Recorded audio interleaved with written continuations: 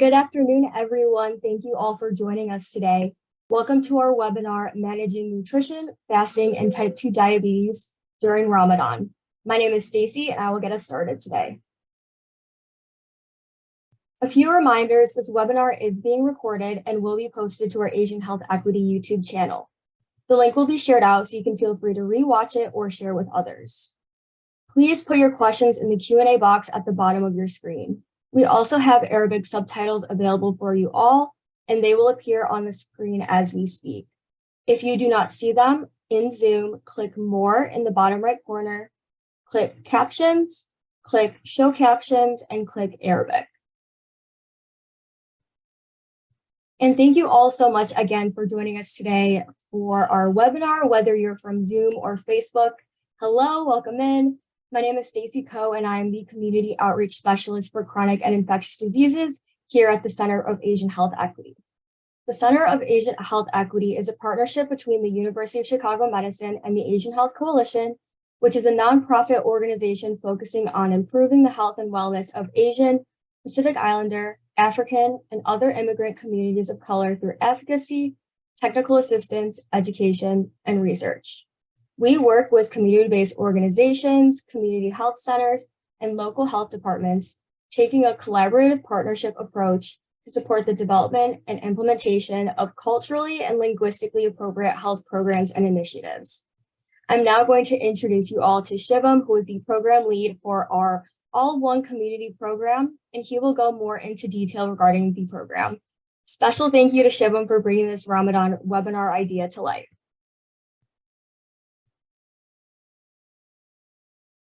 Thank you so much, Stacy, for that wonderful introduction. Like Stacy mentioned, my name is Shivam Bhargava, and I lead the All One Community program, which is the program affiliated with this webinar. Just to give you all some background information, the All One Community program is a family-centered diabetes education program designed to reduce diabetes-related disparities and improve diabetes management among South Asian and Arab individuals in the Chicago area. The program consists of 13 sessions with a trained community health educator that will provide information about diabetes and healthy behavior changes, along with activities and goal setting to support participants to make these changes to improve their health. Participants also participate in a screening every 3 months where their blood is drawn to test their blood sugar and total cholesterol levels. With diabetes being the 4th leading cause of death among Asians in Chicago and the top leading cause of death for Asian Indians, this program aims to address the burden that diabetes causes in our own communities. Through this program, we have recognized the impact that cultural and religious factors play in the management of diabetes. With many of our participants and community members observing Ramadan this month, we felt compelled to bring together a diverse group of individuals who can share their professional and personal perspectives regarding these very important topics. So with that, I am really excited to introduce our panelists for tonight's webinar. We have 3 amazing individuals who have volunteered their time to speak from their professional and personal perspective. So I'm first excited to introduce Dr. Ghania Sarumi Disu. Dr. Disu began her career more than 40 years ago as a nurse midwife in Nigeria. She earned her Doctor of Nursing practice from Governor State University. She has worked as a public health nurse at the Chicago Department of Health for over 30 years. She is an adjunct professor at Malcolm X College of Nursing, a guest professor at North Park University College of Nursing, and a preceptor for first-year medical students at Northwestern and Warriors Children's Hospital in Chicago. Dr. Disu is a member of the Mayor's New American Advisory Council and EverThrive Illinois Immunization Advisory Committee. Her community work spans across various organizations and causes, and she is the founder and CEO of the African Health Coalition. Dr. Disu is a faith community nurse, and she takes pride in her profession. Thank you so much, Dr. Disu, for joining us tonight. And I'm now excited to introduce Dr. Omar Jamil. Dr. Jamil went to Northwestern University, where he studied anthropology. After teaching biology school in Westtown, Chicago for 2 years, he went to medical school at UIC and completed his residency in internal medicine at the University of Chicago. He is currently a GI fellow at the University of Chicago and has interests in obesity and diabetes.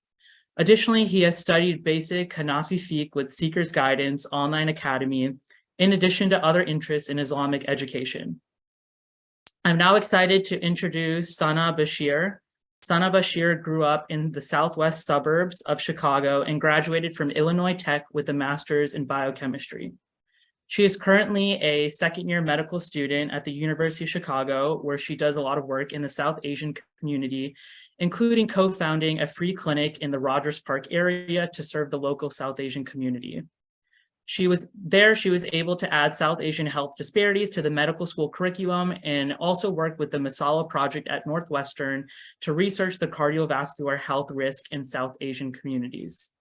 A huge thank you to all three of our panelists for taking the time to speak to us today. I'm really excited to first hand it over to Dr. Jamil, who will be giving a short presentation surrounding religious fasting and diabetes. Assalamu alaikum, everyone. Just want to go over some basics. Thanks to the organization for putting this together, but we can get right into it. So just quick disclosures, the information on the slides is meant to be educational. Obviously, it's difficult to give medical advice, and especially in a setting like this. So this isn't medical advice. What we're going to talk about is just some information about some medications and diabetes. I have no financial disclosures. And then obviously, these are things that you should, changes that you should discuss with your physician. Being on the other side of it, I know it's hard, sometimes time is limited, but I think sitting down with your doctor, especially as Ramadan is coming up, and having a good game plan with them, I think is helpful. But we can move on. First of all, fasting, what is it? Begins at true dawn, ends at sunset. And the basis of it is that nothing can enter the GI tract. Things that break your fast, obviously eating and drinking, I think there's no confusion there. But when it comes to medication, there's a little bit of confusion. Medications through the mouth or nose are not permissible. Those things enter the GI tract. Alternatively, injectable medications, almost universally agreed upon, are permissible. And IV infusions are also permissible, especially as the medication. Now, if you're using an IV infusion to, give yourself fluids, I think that's a different story, and we can have a discussion about that. I don't think anyone intends to do that, but generally speaking, any medication that's administered outside of the GI tract is allowed. Eardrops are also not a problem. It's generally just things that enter the mouth and the nose. Eye drops are also not a problem. So contact lenses, things like that are not going to be an issue. When should you not fast? And so, in the Quran, Allah subhanahu wa ta'ala, we fast because it was passed down to us from the Quran. The Prophet ﷺ gave this mandate to us. The ayah before this in Surah Baqarah talks about fasting, and the subsequent ayah talks about who should not be fasting. And so, ayyama ma'dudat faman kana minkum maridan. And so, right off the bat, Allah subhanahu wa ta'ala makes it very clear in Revelation that people who are sick should not be fasting. And so the question is, what constitutes sick? Sick can mean a lot of different things. And so generally speaking, the scholars and the professionals who do this for a living, they say sick is defined as three things.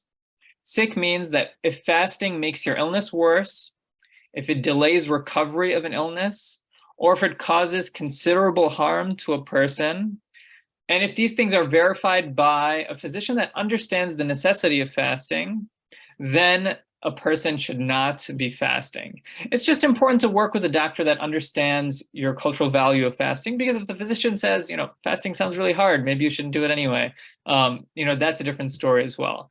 But in these circumstances, especially, if somebody's recovering from an illness, or if fasting is going to make your illness worse, it's important to make sure that you're talking about that with someone and not fasting in those circumstances. A person should not be fasting to the extent that it makes them more sick, to the extent that it delays the recovery, or potentially even puts them at risk of dying or something like that. That's not what the point of this is. So types of diabetes, and diabetes and fasting is it's a very interesting question, because on one end of the spectrum, fasting is very helpful for diabetes. On the other end of the spectrum, it can be potentially dangerous. So there's different flavors of diabetes. First of all, there's pre-diabetes, somebody who has an A1C that's a little bit elevated, but doesn't meet that cutoff of 6.5. And, in those circumstances, if somebody's pre-diabetic, no fasting restrictions at all. Not only that, but there's a ton of data that's currently mounting showing that intermittent fasting and not eating for periods of time is going to improve your insulin sensitivity and actually decrease your blood sugars and be helpful for a person. So in a case like that, no restrictions at all, a person should fast if they're pre-diabetic. Type 1 diabetics, this is a different category. This is somebody that sometime during their life, usually in childhood or adolescence, there was an autoimmune reaction against the pancreas and the body can't make insulin anymore. In these circumstances, you have to work with a physician. A person can fast, but you have to work with your doctor to get a good game plan on how you're going to plan out your insulin and how you're going to plan out your suhoor, the morning meal, and your iftar, the evening meal. Type 2 diabetes without insulin, people that take oral medications like metformin, such as Trajenta. In these circumstances, a person almost always can fast. They may need to hold some of their medications, just need to work with a doctor. Somebody that has type 2 diabetes that takes insulin but takes low doses of insulin, generally speaking, no issues with fasting, may need to work with a physician to modify some of those insulin dosages. A type 2 diabetic that is insulin dependent, that means that you are taking basal and prandial, mealtime insulin. In those circumstances, that type 2 diabetic has often, quote unquote, converted into a type 1, meaning that the pancreas, where insulin is created, is not working well anymore. So that person is completely insulin dependent. We have a different category for this, is called insulin dependent diabetes, insulin dependent type 2 diabetes. In these circumstances, again, a person needs to work very closely with the physician, the same as type 1, to make sure that their insulin doses are adjusted carefully and that they're planning out their meals carefully. Fasting and diabetes, generally, as a general rule, it is a good thing. And so when we think about, I'm at risk for diabetes, or I have diabetes, but I have this family history, should I be fasting or not? Generally speaking, the answer is yes. The question and when you should be working with the physician is when insulin is involved. When insulin is involved, we need to take a step back and make sure we're working with a professional.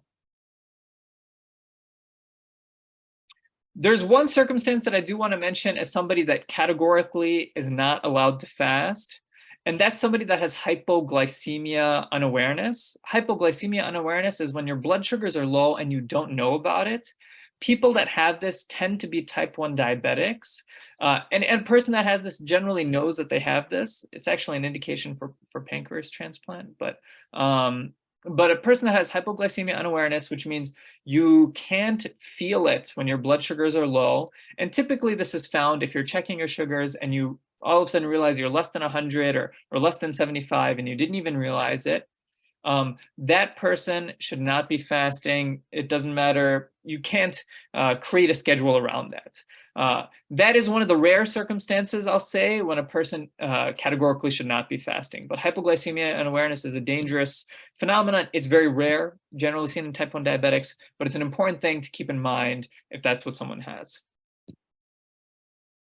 Signs of hypoglycemia. The problem of fasting and having diabetes is typically when a patient takes medications that can lower the blood sugar or insulin. And the most dangerous part of this is hypoglycemia, low blood sugar. And so fast heartbeat, shaking, sweating, nervousness, these are all from the CDC, dizziness, feeling a lot of hunger.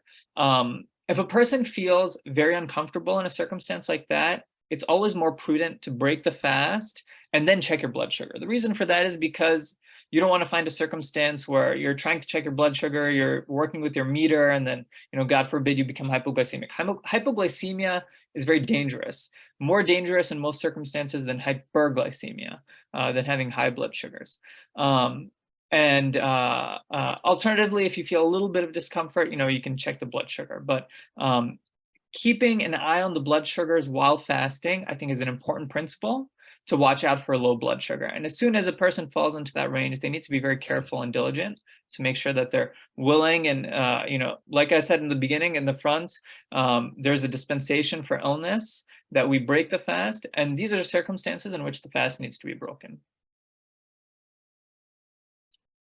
Just briefly talking about some of the medications. Insulin is the most complex medication that we work with because insulin directly decreases blood glucose and drives that glucose into the cells. And so when it comes to insulin, whether it's type 1 diabetic or an insulin-dependent type 2 diabetic, it's important to work with your physician. It doesn't preclude a person from fasting. A person can definitely fast. And I think that, Ramadan is this, we have a lot of energy and excitement around Ramadan, and it's incredible because no other time of the year can a person fast for 30 days in a row. And I think that we should recognize that Ramadan is an extremely important period of time for us. It's something that launches us to the rest of the year.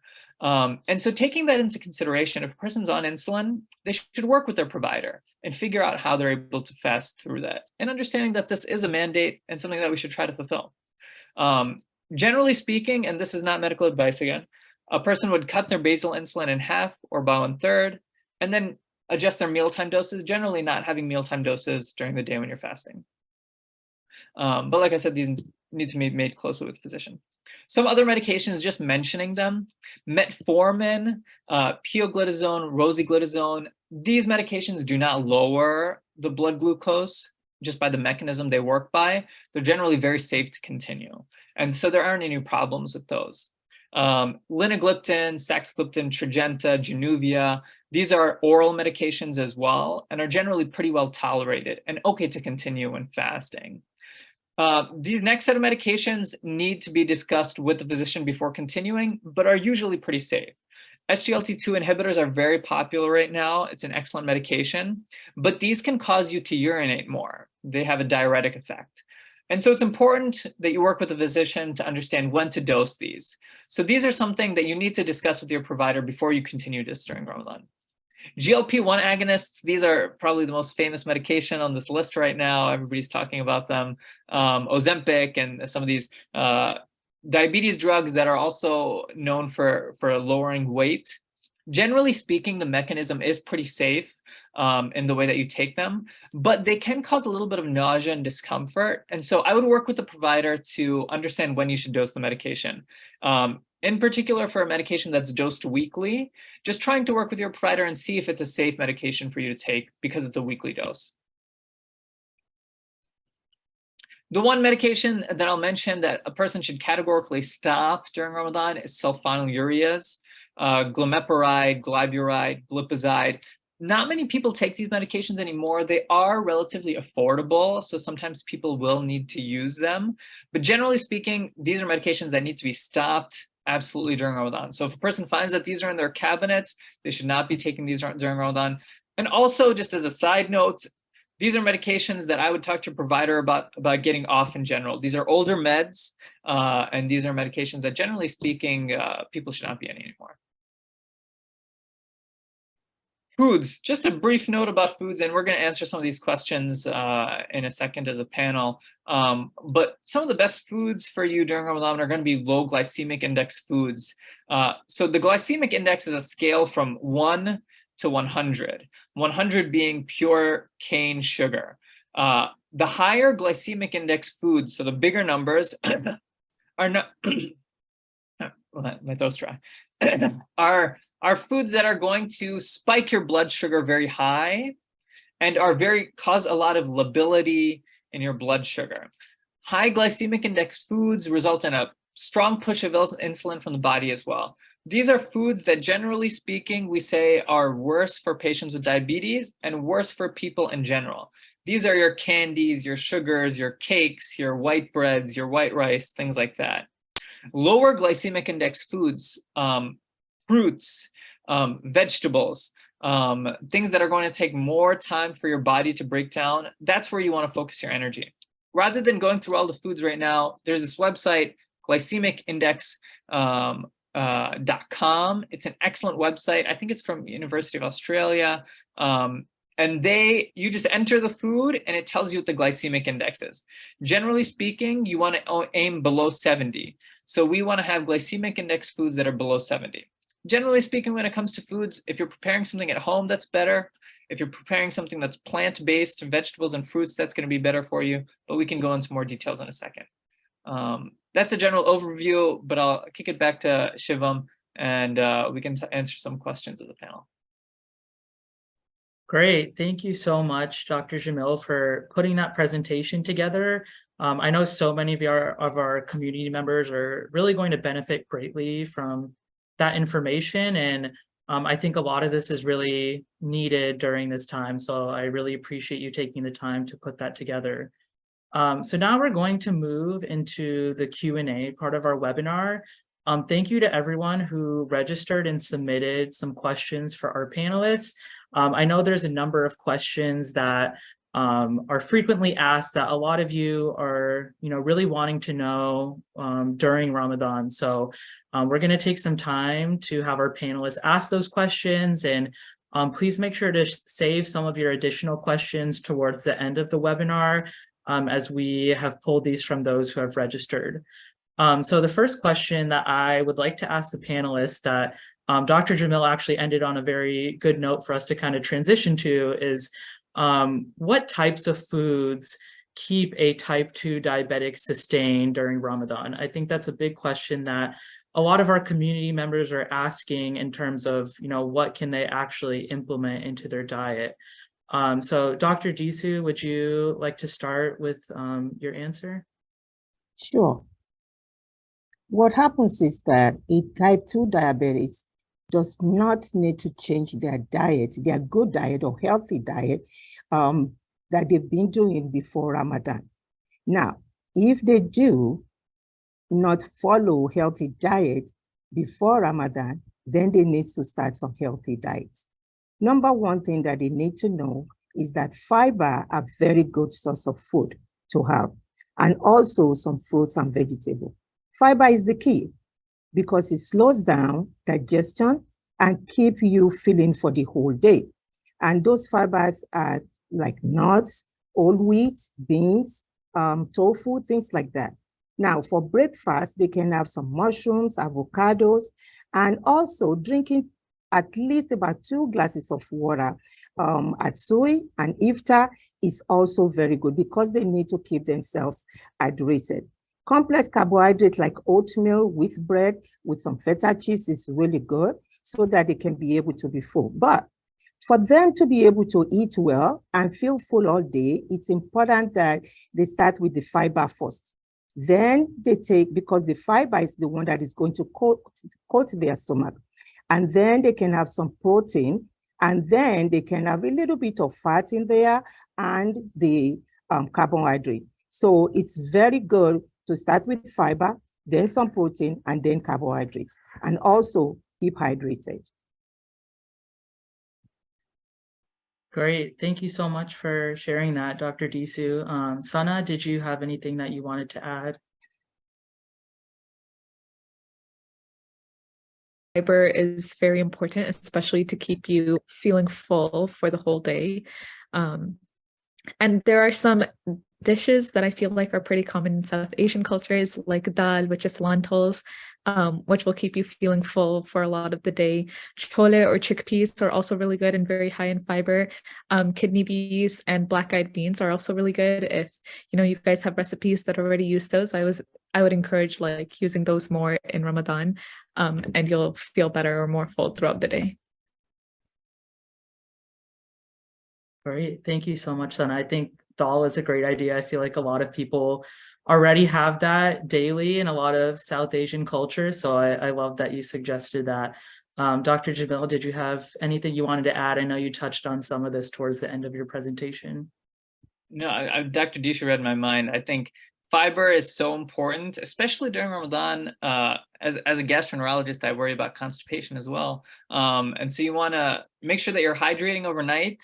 And then fiber containing foods inevitably are going to keep you at a more consistent blood glucose level. And that's what you want. You want a more consistent blood glucose level without a lot of spikes. And obviously this is going to vary if you're an insulin dependent patient or not, but you're always going to be best served by having that more sustained glucose. So high fiber foods comes in the form of fruits and vegetables. Not to eat, just eating rice and meat although a lot of our dishes are just rice and meat, this is probably not the best time for that. So biryani every day, probably not the best time for that. So just rice and meat, not great.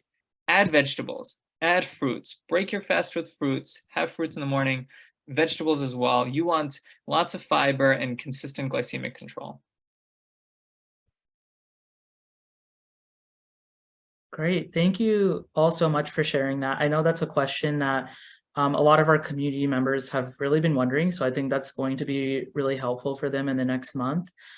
So the next question I have for you three really follows what we've already been discussing. And I think it's honestly the most asked question that our participants have been asking us, and a lot of people in general as they go through this month is what are some ideas for some healthy recipes when it comes to Zuhur and Iftar? I think a lot of them are looking for some specific suggestions that they can start to add into their diet. I think, there's a wide range of ideas out there, but I think it would really help if, you three could give your input on that.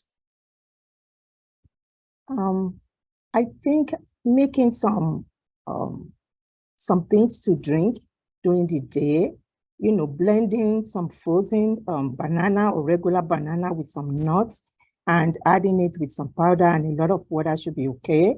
Also, if for breakfast, Kiona, I'm not sure if this group of people that we have take Kiona. Kiona is very good with some coconut milk, vanilla, and some spicy nuts, dried fruits. They are very, very good. Also, because they are high in fiber. Also, making some smoothies. Watermelon is very good. Blending some mangoes with some pineapples and some coconut oil. They are really very good. So it's also important if people want to have breakfast and they like egg, they can have some scrambled egg. They can put some spinach in there with some feta cheese, wrap it up with whole grain, probably tortilla, and eat that too. Great, thank you. Sana or Dr. Jamil, do you have any other recipes or suggestions? I think rather than recipes, I prepared some replacements, which I feel like might be easier to incorporate for our participants. So like Dr. Jamil mentioned, white rice is not very healthy. So whenever you can, replace it with brown rice or quinoa. And I think it's a really good substitute, especially at iftar time, because oftentimes we are eating white rice or we're eating it in biryani or foods like that. Also, if you're someone who eats paratha or roti, I think instead of using the normal atta, if you do something more healthier, it'll taste just as delicious, but it'll be healthier and also keep you feeling more full for longer periods of time. Also, like Dr. Disa said, like a bowl of porridge at suhoor, I think really fills you up. And if you add like bananas and fruits and vegetables to it, it also tastes really delicious.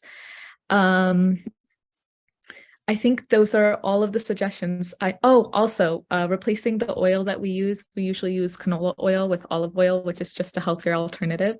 And whenever you can, especially like with those samosas, instead of frying them, baking them. And again, all of these foods taste just as delicious, a little different, but it's just a good, healthier alternative.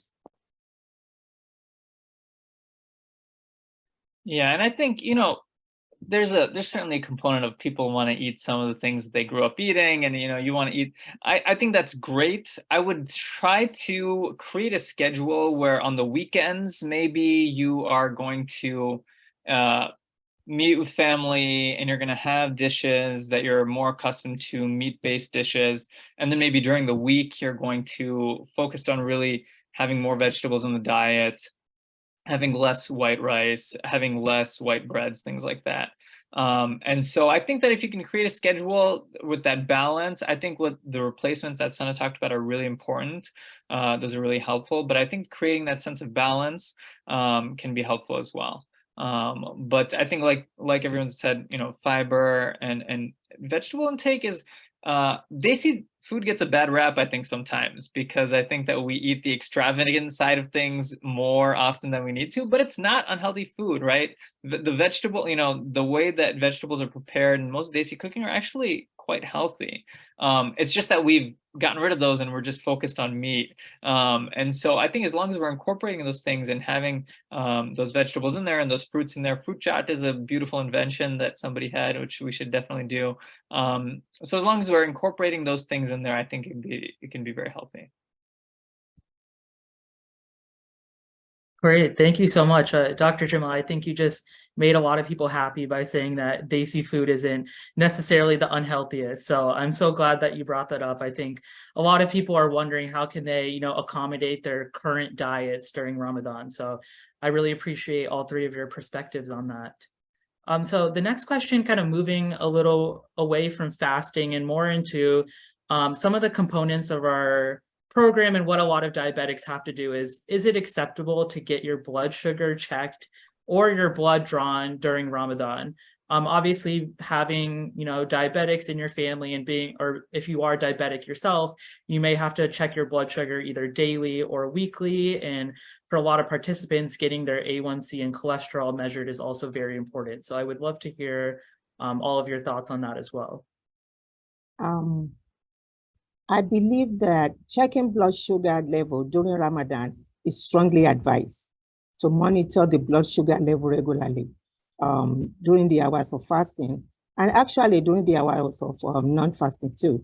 And I believe the doctor mentioned that the most important thing, one of the most important things to do is if you are diabetic and you're planning to fast, make sure that you talk to your provider so that they can be able to manage the medication and also letting you know that it's important to check your blood sugar. I know that a lot of people thought that checking blood sugar can break fast. I think the consensus with lots of research that has been done is that it is okay to check your blood sugar during Ramadan. And if you do, your fasting is still okay. Thank you. Sana or Dr. Jamil, any other thoughts on this?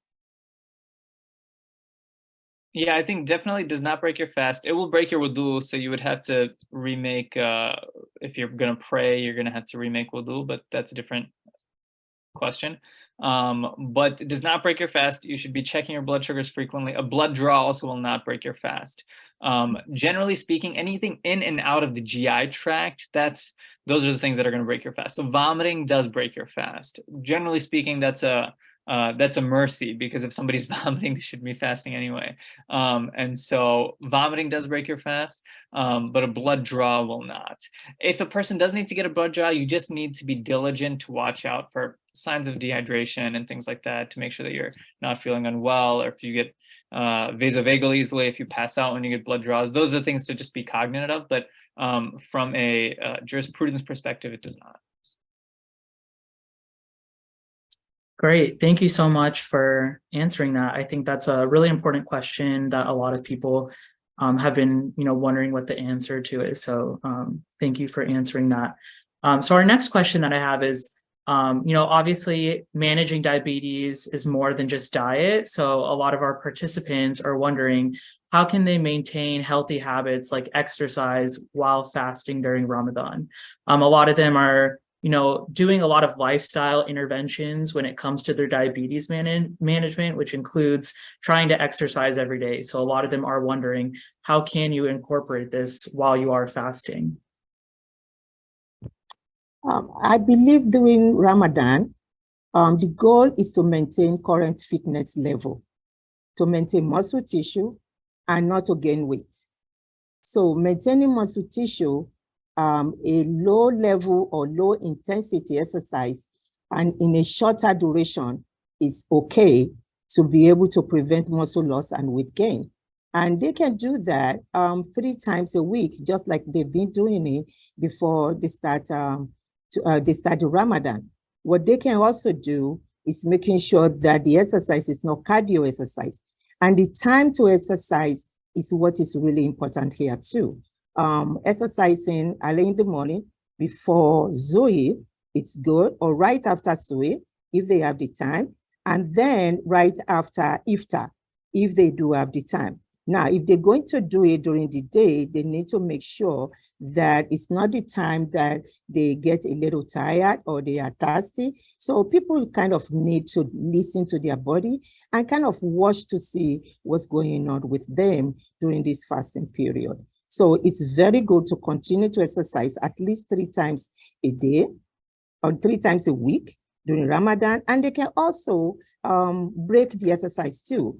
What is required is 30 minutes each day for at least 3 days a week, but they can do 10 minutes in the morning and 15 minutes in the morning and 15 minutes at night too. It's still okay, but it's important to continue to exercise. Oh, sorry, go ahead, Sana. I was just going to say, I agree with everything Dr. Disu said, especially emphasizing that if you are tired, you should not exercise, and not like listening to your body and exercising when you feel like you have the energy to do it. And right after suhoor, like you've just eaten a meal and you're ready to go, you have the energy. I think it's a nice time to do like a low intensity exercise, like go out for a walk. You'll also see like the sky is slowly getting brighter. Also, right before iftar, I think could also be a good time to exercise, because if you do start to get tired and you start to feel hungry, like you'll just break your fast like just in a couple of minutes. But again, not overdoing it and making sure that you're hydrating throughout the night so that when you do exercise, you're not getting tired. If you have a difficult time like drinking a lot of water, I think trying coconut water, which is a lot more hydrating, could be beneficial. But yeah, no matter how small you exercise, as long as you're moving your body, it's good. Yeah, I think, and Dr. Disu made a great point. The point during Ramadan, you should try to maintain your current activity levels, probably at about 75%. And so the idea is that if you're exercising every day, you want to cut that back a little bit. If you're exercising 3 times a week, you might want to cut that back a little bit. The point of Ramadan is not it's not a training camp, right? You should be praying, you should not be exercising. And so it's a spiritual exercise more than it is a physical one. Having said that, I think that there are periods when it's safe to exercise and it's good to maintain good habits. And so if you have a habit of exercise, maintaining that is important. And if you don't, I think this is a great opportunity to start a low-level program, because when we're during Ramadan, we have a lot more structure in our days, and we should take advantage of that. And so if instituting a small amount of exercise, whether it's right before iftar, right before suhoor, if that's going to be something that you think you can add, I think that's fantastic. But you want to make sure that it's low level. You're not trying to go outside and run in the heat or do heavy weightlifting. This is not the appropriate time for that. And that's not really what the month is intended for. So I think incorporating something into your routine, keeping it light, being cognizant of the fact that you won't be eating during the daytime, but maintaining good habits and potentially adding a good habit, because we have, that new structure that's built into the day. Great. Thank you all so much for answering that. I think that was very insightful and helpful for everyone. So just to wrap up the structured Q&A part of this, what is one lasting tip that you would give while fasting as a diabetic during Ramadan? And I think also if you want to add, just fasting in general, I think we do have a number of participants joining us today that aren't diabetic and are just looking to become healthier during Ramadan and, establish those healthy habits. So I would love to hear from all 3 of you if you do have, one tip that you could give everyone. I think sleep is very important. One of the things that we do during Ramadan is that we get up very early, and sometimes we might go to bed late, depending on the time of the year that Ramadan falls. And some people just don't have enough sleep. And this is good for our physical, our mental, and our behavioral health, because of the fact that we need to be ready to do this fasting. Also, praying, just like doctor said now, Ramadan is the time that we need to pray a lot, and we also need to watch what goes in our mouth and also what comes out of our mouth. Those are very important things. It is not just about nutrition. It's about mental health. It's about physical health. It's about spiritual health. And also making sure that we are able to do all those things that we need to do even without Ramadan.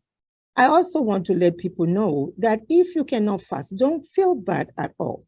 There are so many other things that you can do, because one of the things that we've seen is that a lot of people just want to fast because everybody else is fasting. So for people that are diabetic or that are sick, and you are asked not to fast by your primary care physician or by your physician, please do not fast. You can do a whole lot of things rather than fasting too.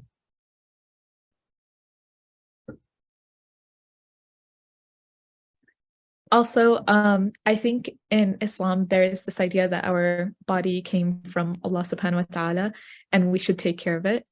And just like Dr. Disu said, and I think Dr. Jamil touched upon too, we should do things that make us feel good, right? We should eat things that are good for us, and we should protect our mental health, and we should make sure that we are always feeling good.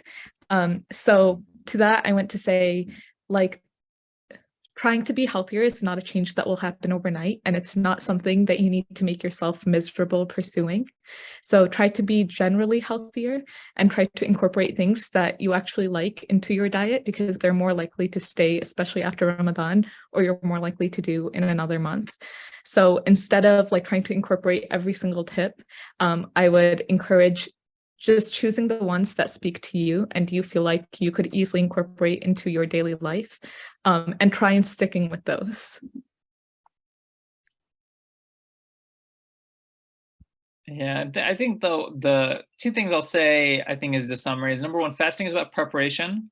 If you're eating high fiber foods in the evening and you're hydrating well and you're keeping yourself appropriately rested and stuff, the fast during the day will be a lot easier. The better your diet is at night, the better your fast will be during the day. I think that's true for patients with or without diabetes.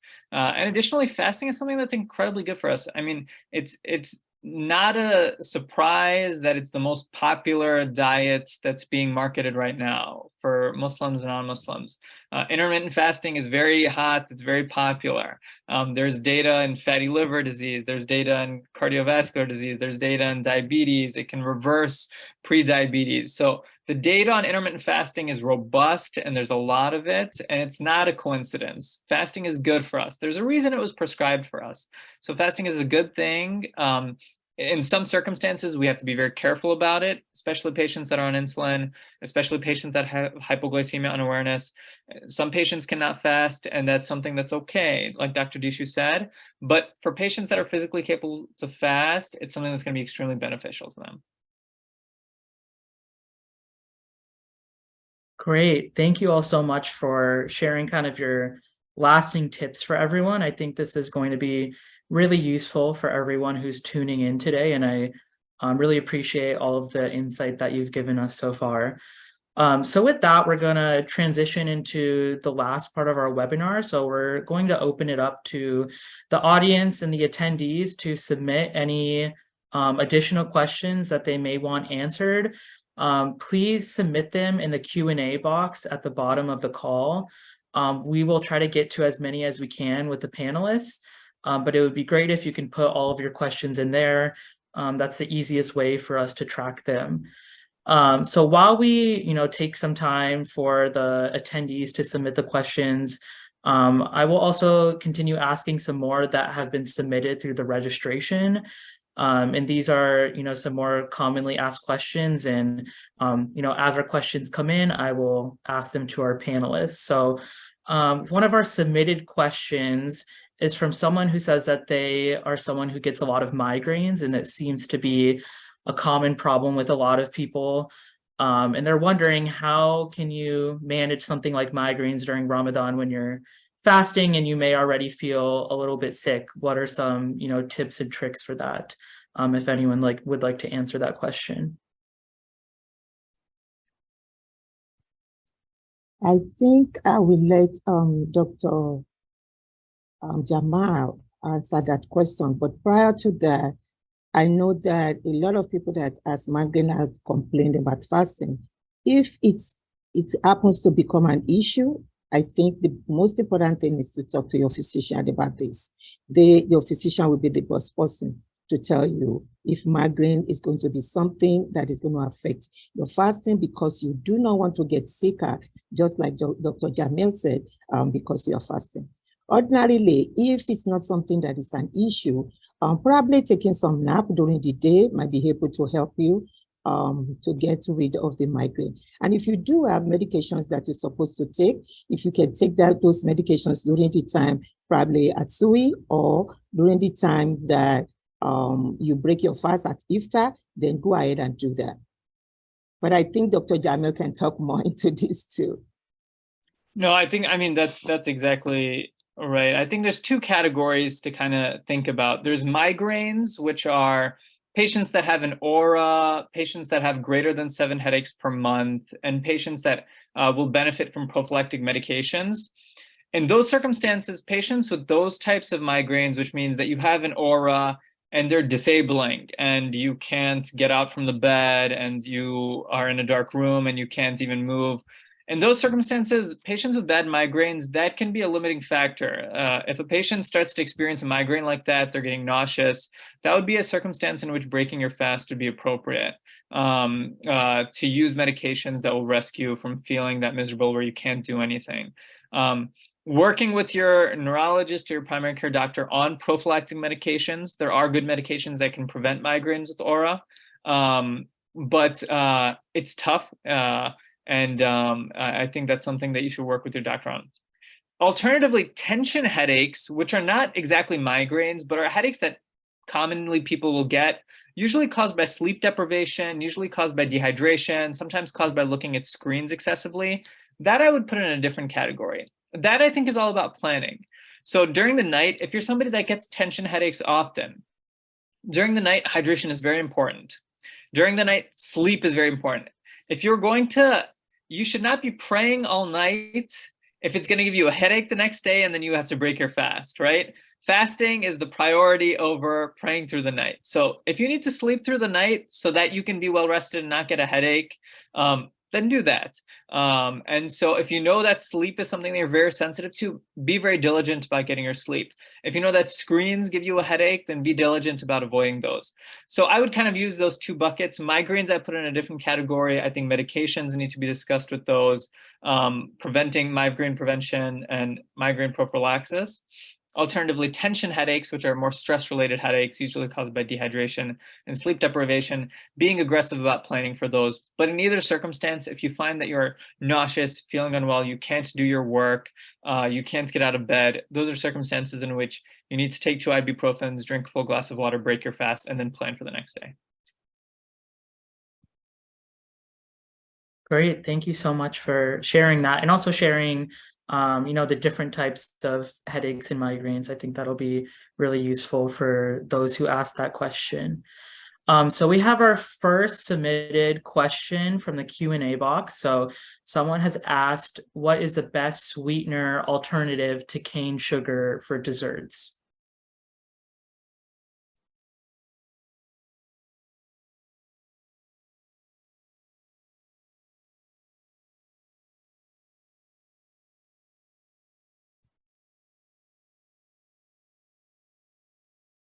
I'm not sure. I'll defer Sana and Dr. Dishidia.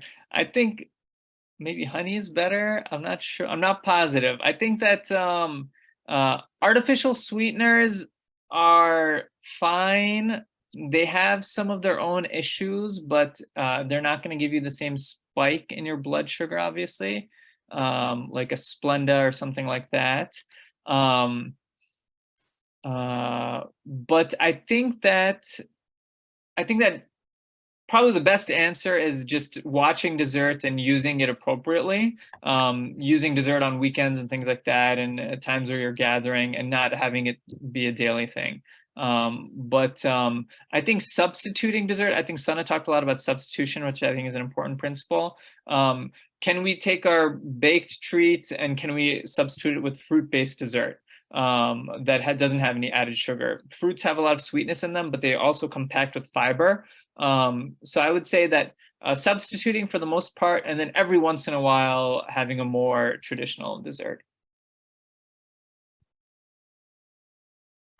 I think I agree with you. I totally agree with you. One of the things I just want to say is that it's very important that people watch their sugar. So I would say that just make sure that you don't eat so much dessert during Ramadan. That is very important, you know. But thank you, Dr. Jamel, for that answer. Thank you. Yeah, thank you so much for answering that. That was a great suggestion. So we have another submitted question, and this was also previously submitted through the registration as well. So someone asked, what about pregnant or nursing females? Are they allowed to break their fast, or do they not fast? I am not an imam, but I do read the Quran in the English version. And I do know that one of the exemptions there is pregnant women and those that are breastfeeding, that they don't need to fast with the elderly and those frail. But if someone decides to fast while they are pregnant or nursing the baby, I would say discuss with your doctor. But they don't need to fast. They can fast after Ramadan just to pitch in for what they have lost. And that's what I can say about that.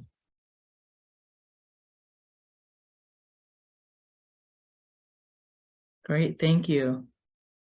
So we can move on to our next submitted question. And I think, Sana, this is actually something that you mentioned earlier, if you want to touch on this, but someone has asked, what can we replace naan with? And I know you mentioned some alternatives to roti and, thinking about, what are some healthier alternatives with that? I know for a lot of people, that's like a staple in their daily diet. So I would love if you could kind of touch on that again for the person who submitted that question. Can't off the top of my head think of a healthier alternative to naan, but I know specifically for roti, if you use coarse wholemeal atta instead of like the normal besan atta that you use, or millet, it's called bajra flour. I know that is healthier and will give you the same type of roti or paratha if you're using oil, but will be a healthier alternative if you want to use that instead of naan. Yeah. Yeah, that's a great suggestion. I know something that my mom, who's actually on this call, used to make for me a lot at home is spinach roti. So it's, a little healthier in terms of an alternative. And I know personally, like, that's something that my family buys a lot at like Desi grocery stores. So I'm really glad someone asked that. And thank you, Sana, for, giving some suggestions as well. Add one thing. If you can't find like a healthier replacement to naan and you really love naan, maybe making like what you eat naan with healthier. So instead of butter chicken, maybe having like some dal or having some vegan or palak paneer or bhindi or something like that, that's healthier or incorporated with vegetables. If like naan, you can't find a naan replacement. Yeah, that's a great idea. Thank you so much for sharing that. Okay, our next question that someone has submitted is. And one other thing, Shivam. Oh, sorry, go ahead. Yes, go ahead. When naan is something that typically these days people will buy it frozen, and then they reheat those frozen naans. I heard from a nutritionist one time say that if you made it, you can eat it. But naan is difficult to make. Roti is easier to make, and roti you can incorporate a lot of different types of grains. You can incorporate barley and milk, like Sana was talking about. But same thing with desserts, I would say, is if you made it, you can eat it. But typically we're buying these things already prepared and they're processed and they have additives and things like that. Processed foods, the data is very clear. Processed foods is a risk for cancer. Processed foods increase the risk of cancer. So I would motivate everyone to buy raw ingredients, prepare them on your own, prepare them in a way that you like, add the spices and the ingredients that you like. But if you make it, you get to eat it. So if anybody is making tandoori naan, you get to eat it every single day. But I don't think anyone has a tandoor in Chicago. So I think that's pretty unlikely. And so whatever you make, you get to eat. But I think that that emphasis on making things at home is important. Great, thank you, Dr. Jamil. It seems like you need to be the first one to have that in Chicago. So maybe you can, break the barrier with that. But thank you guys for sharing those alternatives. I think that's super helpful for a lot of people who are used to cooking these meals on their own. So we have just a few minutes left. If anyone has any remaining questions, please do submit those in the Q&A box. I think we have time for one or two more questions. So if you do have any, this is your last chance to ask them. But I will get to the next submitted question that we have. Someone has asked, how do I manage having less energy during Ramadan? And I think that's something that all three of you have touched on a little bit, but I think they're looking for some concrete suggestions and ideas for, how to manage that.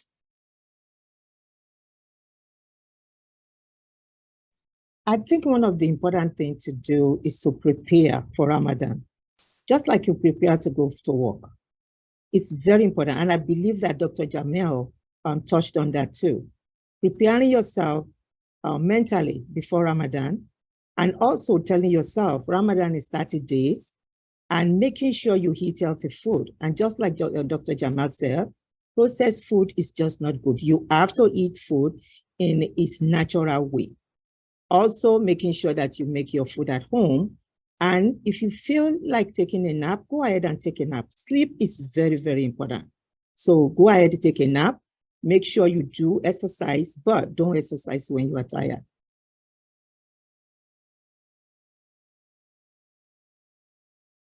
Great, thank you, Dr. Disu. So we have time for one more question which someone just submitted in our Q&A box. So someone has asked, as someone who takes diabetes meds, what is the best time to take them, zuhur or iftar time? Oral medications, almost always iftar is going to be better than suhoor time. So I would take them in the evening, especially because you're able to continue eating and hydrating overnight.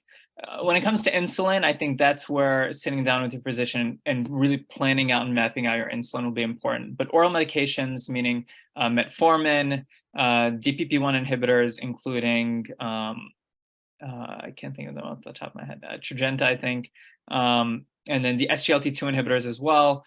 Those can be taken, like Trulance, those can be generally taken in the evening. So prefer to take them at iftar time rather than suhoor. When it comes to injectable medications, I would work with your physician and get a good game plan for those.